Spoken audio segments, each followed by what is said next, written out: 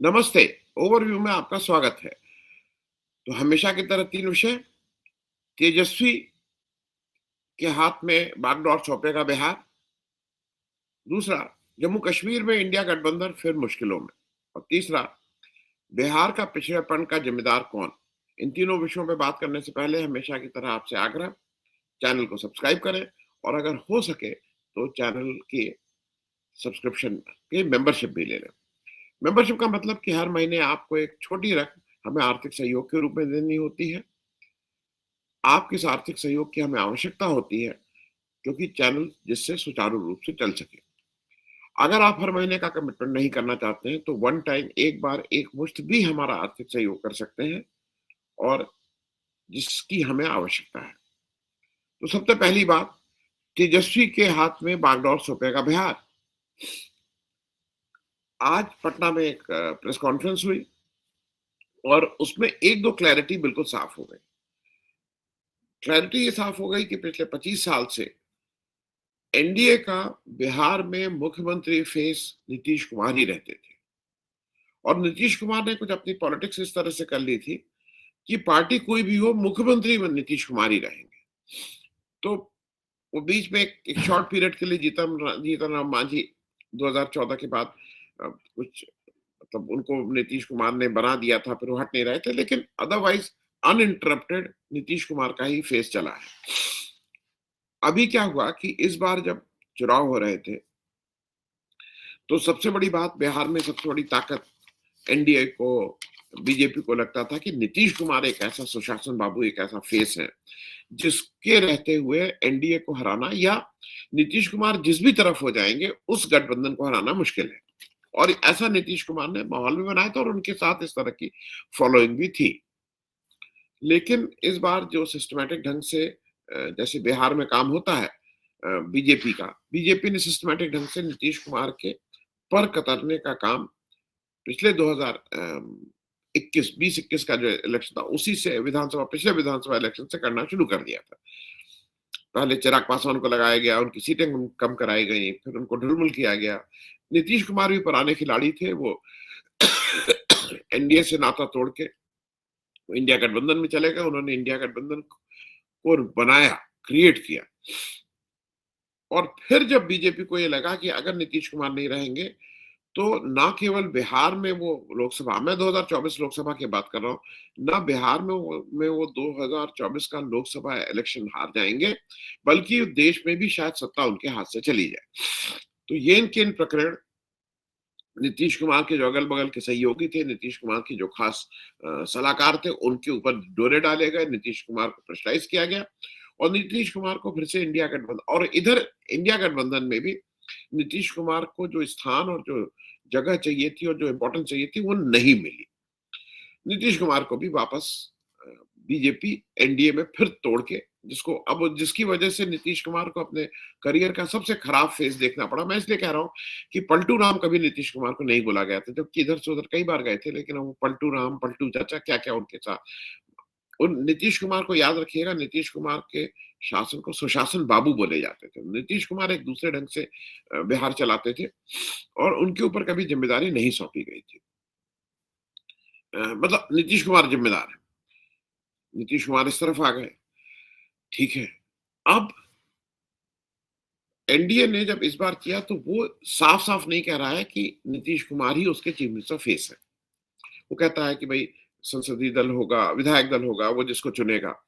Technically अगर विधायक दल चुनने की बात है तो ये बात भी झूठ बोल रहे हैं बीजेपी वाले, क्योंकि का संसदीय दल का नेता आज तक कोई नहीं चुना गया है। संसदीय दल जब मैं बोल रहा हूं तो संसदीय दल का नेता ही प्राइम मिनिस्टर होता है। वहां पे बीजेपी ने चालाकी क्या की थी, क्योंकि उसके यहाँ सीटें कम थी और उस समय उसको डर था कि कहीं कहीं कोई विरोध ना हो जाए, तो उसने एनडीए संसदीय दल की बैठक बुलाई थी, बीजेपी संसदीय दल की नहीं है। टेक्निकली बीजेपी संसद कमल चुनाव चिन्ह पे आए हुए सांसद लोगों ने अभी तक नरेंद्र मोदी को अपना नेता संसदीय दल का नहीं चुना है। अब बिहार आ जाइए, बिहार में बार बार ये होता है नीतीश कुमार के सामने कौन, नीतीश कुमार के सामने कौन। खैर, धीरे धीरे तेजस्वी यादव आए। अब कुछ उसमें ढुलमुल था और मुझे लगता है कि सीट की बार्गेनिंग को लेके जो बाकी दल थे और खास करके कांग्रेस, उसमें दो टूक जवाब नहीं दे रहा था। लेकिन ये बिल्कुल साफ था कि इंडिया गठबंधन अगर जीतेगा तो उसके तेजस्वी यादव ही उसके नेता होंगे, इसमें कहीं कोई गलतफहमी नहीं थी। लेकिन इसी बात को बार-बार करके एनडीए इस पे खेलता था। आज की प्रेस कॉन्फ्रेंस में कांग्रेस की तरफ से अशोक गहलोत, जो मैं जिनको सबसे सीज़न्ड पॉलिटिशियन मानता हूँ कांग्रेस में, खड़गे जी के बाद, खड़गे जी राष्ट्रीय अध्यक्ष हैं, उन वो आए, इंडिया गठबंधन की एक प्रेस कॉन्फ्रेंस हुई जिसमें मतलब सारे इंडिया गठबंधन के लोग थे, और वहां पे ये बिल्कुल ठीक से अनाउंस हो गया कि इंडिया गठबंधन का मुख्यमंत्री फेस तेजस्वी यादव। तेजस्वी यादव ने ठीक से इंटरेक्शन किया, क्योंकि उन्होंने बताया कि कैसे-कैसे बीजेपी ही अब किस तरह से नीतीश कुमार को खत्म करने में बीजेपी इम्पोर्टेंट रही है। और उन्होंने ये भी कहा है, जो बार-बार कहते थे ना मुख्यमंत्री चेहरा कौन, मुख्यमंत्री चेहरा कौन इंडिया, आप बताइए अब एनडीए का मुख्यमंत्री चेहरा कौन है?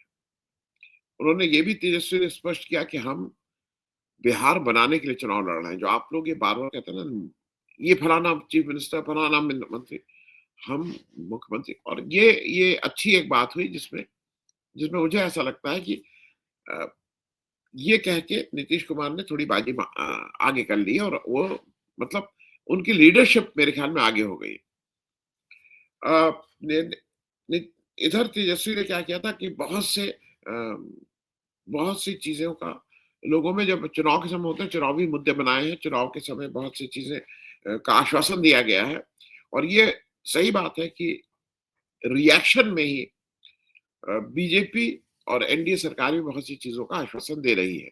उसी में जो 80 लाख या 1 करोड़ महिलाओं को 10,000 रुपया सीधे उनके खाते में जा गया है।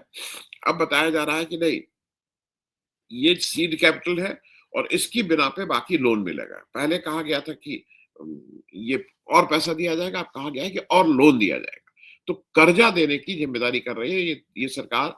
मतलब आप अगर खुद सोचिए, तो जनरली होता है कि कर्जा मुक्त हो, ये कर्जा युक्त करने में बीजेपी सरकार पीछे नहीं है। अब एक संविदा कर्मी वाली बात भी तेजस्वी ने ठीक से कही है। अब मुझे ऐसा लगता है कि इस बात को करने में बिल्कुल ठीक से तेजस्वी लीडर हो गए हैं। चीज़ें बिल्कुल साफ हैं कि तेजस्वी यादव होंगे बिहार के मुख्यमंत्री, या एनडीए का जो अभी तक अघोषित है, उसमें सम्राट चौधरी होंगे, कि नीतीश कुमार होंगे, कि कौन होगा, संजय झा होंगे, मालूम नहीं। दूसरी बात अब कर लें, जम्मू कश्मीर में इंडिया गठबंधन फिर मुश्किलों में है। ये मैं इसलिए कह रहा हूं क्योंकि जम्मू कश्मीर में राज्यसभा के चुनाव का नोटिफिकेशन हो गया है, 4 सीटों का चुनाव होना है। कांग्रेस के 6 एमएलए हैं। कांग्रेस ने पिछले विधानसभा चुनाव में बहुत खराब प्रदर्शन किया था, और कांग्रेस की तरफ से बहुत लचर प्रदर्शन का एक बड़ा कारण खराब इलेक्शन कैंपेन भी था, जो कांग्रेस की जो पुरानी कमजोरी रही है। अब 4 सीटों में जो नेशनल कॉन्फ्रेंस है, क्योंकि उसके पास एमएलए ज्यादा है, उसने ये कहा है कि 3 जो सेफ सीट है वो तो नेशनल कॉन्फ्रेंस का कैंडिडेट होगा, चौथी सीट कांग्रेस की होगी। जो सेफ सीट नहीं है, क्योंकि उसमें बीजेपी के काफी एमएलए हैं, और ज्यादा संभावना ये है कि बीजेपी का ही व्यक्ति वहां से जीतेगा। अब इसको लेके कांग्रेस, अच्छा, इस बीच उसने ये भी कहा कि जो कश्मीर रीजन के, जो वहां पे 2 बाय इलेक्शन भी होने हैं, बाय इलेक्शन एमएलए वाले, तो उसको बैलेंस करने के लिए नेशनल कॉन्फ्रेंस ये कह रहा है कि उसमें से एक बाय इलेक्शन कांग्रेस लड़ जाए, मतलब जो उसकी सीट नहीं है लेकिन एक लड़ जाए, तो कॉम्पनसेशन की बात है। कांग्रेस कह रही कि नहीं नहीं भाई, हम ये नहीं, हमें तो एक पक्की वाली राज्यसभा की सीट चाहिए। और इस पे वक्तव्य भी जारी हो रहे हैं, और ये कहा जा रहा है कि भाई पहली सीट नेशनल कॉन्फ्रेंस ले ले, जो कंफर्म है, दूसरी जो कंफर्म सीट है वो हमें दे दी जाए। लेकिन नेशनल कॉन्फ्रेंस अभी तक इसके लिए तैयार नहीं है।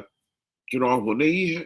अब इस बीच जो बैठक हो रही है जिसमें जो बाय इलेक्शन है उसमें इलेक्शन कौन होगा इंडिया गठबंधन का, उसका बहिष्कार किया है कांग्रेस ने। ये सारा कुछ चल रहा है, लेकिन ओमर अब्दुल्ला के दोनों चीजें हैं। ओमर अब्दुल्ला का कभी कभी स्टेटमेंट वो बीजेपी के क्लोज होते हुए दिखाई देते हैं, फिर अमित शाह जाते हैं, अमित शाह उनको मीटिंग से ही बाहर कर देते हैं लॉ एंड ऑर्डर की। तो अब जम्मू कश्मीर का जो मुख्यमंत्री है उसके लिए बहुत मुश्किल होता है चलना, क्योंकि सारी ताकत वहां पे एलजी के हाथ में है, सारी ताकत गृह मंत्रालय के हाथ में है। और जैसा उमर अब्दुल्ला ने खुद कहा था, एक चपरासी का ट्रांसफर भी करने की हैसियत नहीं होती जम्मू कश्मीर के मुख्यमंत्री को। ये हम लोग देख भी चुके हैं। अब ऐसे में दोनों पार्टीज, कांग्रेस और जम्मू नेशनल कॉन्फ्रेंस का गठबंधन जम्मू कश्मीर, और ये राज्यसभा की सीट एक होता है कि भाई बहुत सालों बाद राज्यसभा की सीट का इलेक्शन हो रहा है, तो वहां पे कांग्रेस बिल्कुल चाहती है कि उसका भी एक रिप्रेजेंटेशन हो जाए। मांग कितनी जायज और नाजायज है ये तो आप समझ ही सकते हैं। कांग्रेस ने बहुत खराब विधानसभा का प्रदर्शन किया था, लेकिन अगर 6 एमएलए हैं तो कांग्रेस की मांग कि हमें एक सेफ सीट हो जाए के दोनों पक्ष हैं। तो ये एक मुश्किल दौर है जम्मू कश्मीर में इंडिया गठबंधन का। अब तीसरी बात कर ली जाए कि बिहार के पिछड़ेपन का जिम्मेदार कौन है। ये बात मैं इसलिए कह रहा हूं कि ये ध्यान रखिएगा कि बिहार के पिछड़ेपन का एक नया स्लोगन नीतीश कुमार भी करते हैं और बीजेपी भी बोलती है, जंगल राज। लालू के समय जंगल राज था और देखिए ये हुआ वो हुआ। लालू का एक जमाना हो गया, लालू के जंगल राज को, और उसके बाद बहुत पानी बह चुका है पिछले 20-25 साल से। तो नीतीश कुमार का राज है, उसमें भी ज्यादा समय एनडीए का राज है। पिछले 11 वर्ष से एनडीए की केंद्र में सरकार है, डबल इंजन सरकार है। मुख्यमंत्री के तौर पे नीतीश कुमार, प्रधानमंत्री के तौर पे मोदी जी क्या क्या डेवलपमेंट कर रहे हैं, हर जगह ढिंढोरा पीटते हैं, हर जगह हर बार इलेक्शन में आते हैं और कहते हैं कि ऐसे करेंगे वैसे करेंगे। इस सबकी पोल पट्टी जो बिहार का कास्ट सर्वे अभी हुआ था, नीतीश कुमार जब इंडिया गठबंधन में ब्रीफली आए थे, मतलब उस समय महागठबंधन था जिसमें इंडिया गठबंधन उन्होंने क्रिएट किया। जब ब्रीफली यहाँ पे आए थे, आपको याद दिला दें, उस समय बिहार में एक कास्ट सर्वे हुआ था, और वो कास्ट सर्वे को रोकने की भरपूर कोशिश सेंट्रल गवर्नमेंट ने की थी कि कास्ट सर्वे ना हो पाए। लेकिन उस समय तेजस्वी ने, इंडिया गठबंधन ने उसको पुश करके नीतीश कुमार के नेतृत्व में वो कास्ट सर्वे हुआ। सुप्रीम कोर्ट तक गया मामला, सुप्रीम कोर्ट ने उस पर हामी भरी, उस पर मुहर लगाई, और उस कास्ट सर्वे के डेटा सार्वजनिक है। नीतीश कुमार एनडीए की सरकार की जो बिहार की उपलब्धि है और जो बिहार का पिछड़ापन है, उसका मैं पहले भी कह चुका हूं, लेकिन याद दिलाने के लिए मुद्दे क्या होने चाहिए मैं फिर एक बार दोहरा दे रहा हूं। बिहार में 34.13% जो घर है, तो फैमिलीज हैं, उनको गरीब माना गया है, और उन पूरी फैमिली की जो मासिक आय है वो 6,000 रुपए से कम है। मतलब एक पूरे परिवार बिहार में 34% से ऊपर परिवार पूरे, और एक परिवार में 4-5 लोग होते हैं, 6,000 रुपए महीने से कम में गुजारा करते हैं। ये कास्ट सर्वे की वो है, ये आप खुद भी जाके गूगल करके देख सकते हैं। इसके लिए जिम्मेदार कौन है? बिहार में केवल केवल और केवल 4% लोग, बिहार की कुल आबादी का 4% परिवार, माफ कीजिएगा लोग नहीं, परिवार 50,000 रुपए महीने से ज्यादा में गुजारा में उनके पास आते हैं, केवल 4% लोगों के पास। इसके लिए जिम्मेदार कौन है? ये 4% से काम चलेगा, ये 40% क्यों नहीं है? इसके लिए जिम्मेदार कौन है?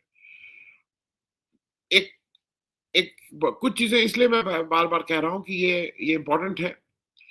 बिहार में जो टोटल है बिहार, ये बात इसलिए समझना जरूरी है कि वहां शिक्षा का स्तर, जो बार बार कहा जाता है ना कि शिक्षा हमारी बहुत अच्छी, शिक्षा हमारी बहुत अच्छी, शिक्षा किसकी जिम्मेदारी थी?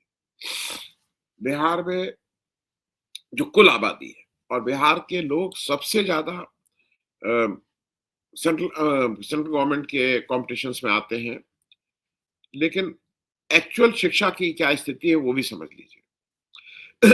बिहार में केवल 6.47%, 6.47% लोग ही ग्रेजुएशन से ऊपर पढ़े लिखे, ग्रेजुएशन से ऊपर पढ़े लिखे लोगों की 6.5% से कम है। तो ये एजुकेशन की हालत है। एक और मैं इसके लिए जिम्मेदार कौन है, एक और चीज समझ लीजिएगा, और ये इंपॉर्टेंट है और इसके बाद इसका जवाब कौन देगा? बिहार के मतलब जो कहते हैं ना बहुत खुशहाल हो गया, मोदी जी कहते हैं कि अब मर्सिडीज खरीदो, ऑडी खरीदो, देश भागा जा रहा है। हर आदमी जाके मोदी जी ने तो उपहार भी दिया था कि बिहार में अरे इस दिवाली में जाके कार खरीदिए, एसी खरीदिए।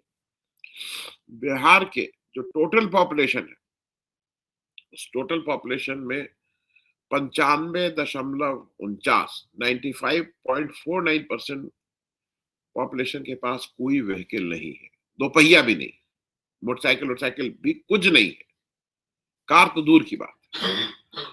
बिहार में केवल 5.51% पॉपुलेशन के पास व्हीकल, और मोदी जी कहते हैं कि देखिए कितना बढ़िया मैंने कर दिया, सब लोग जाके कार खरीद रहे हैं। इसके लिए कौन जिम्मेदार है?